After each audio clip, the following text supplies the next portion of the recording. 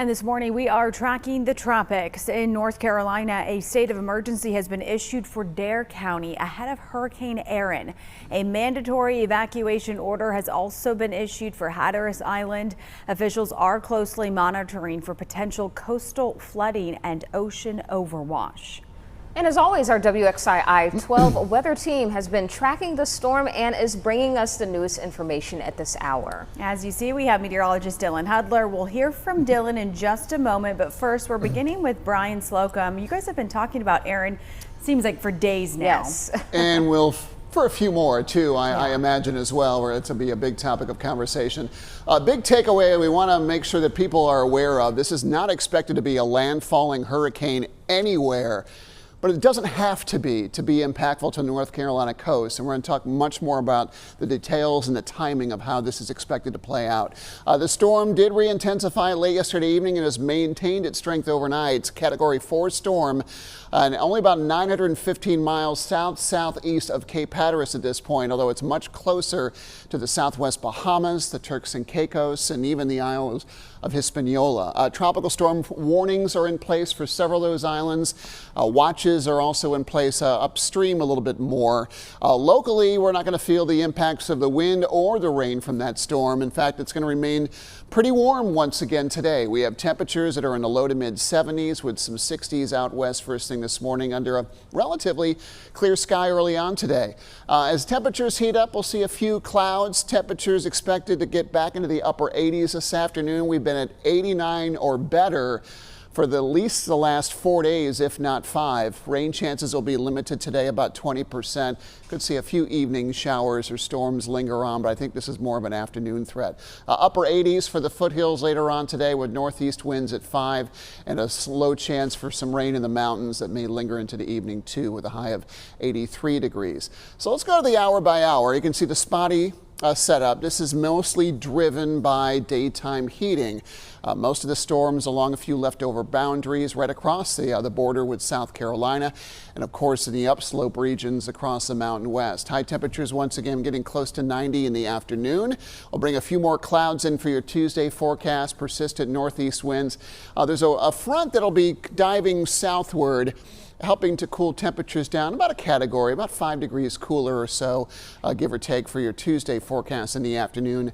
More of a storm chance to the west. We're going to keep our rain chances really limited through the middle part of this week. As we get into Wednesday, notice the clouds beginning to gather near the coast.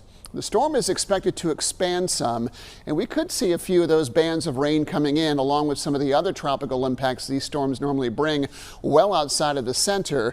But you notice that rain really does not get inland.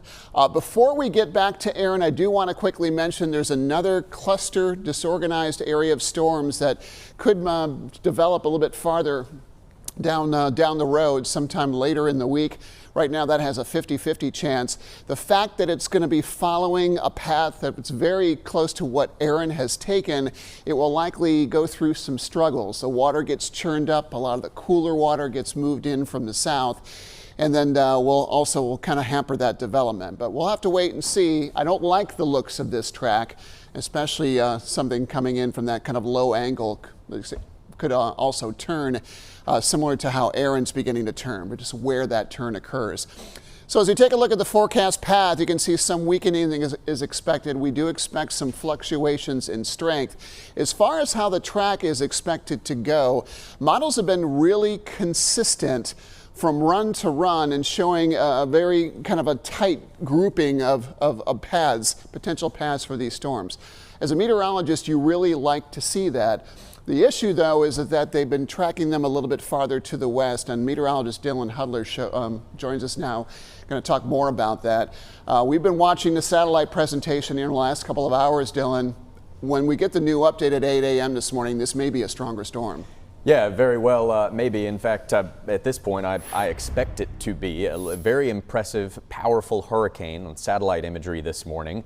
Brian's right. We'd like to see that good model agreement as to where this storm is headed, and we're very confident no landfall expected. It will pass offshore. But that being said, models have been trending slightly farther west, just a little bit. You see that green line. That's the new latest current track from the National Hurricane Center. This will still pass at least a couple hundred miles offshore.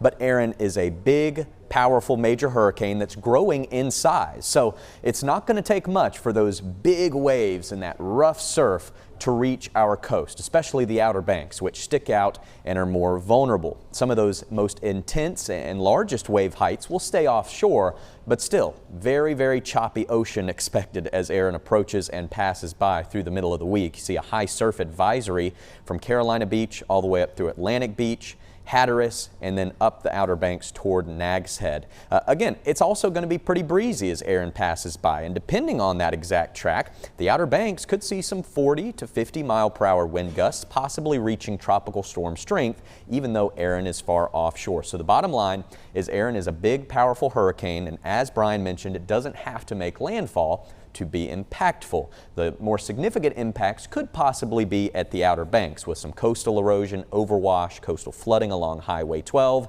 But regardless, high surf, dangerous rip currents likely. The worst of that weather should come late Tuesday through, I'd say, Thursday morning. But again, here in the Piedmont, no impacts expected. Mainly dry the next couple of days. Highs in the upper 70s, low 80s, a bit of a break from the heat before better rain chances return by the weekend.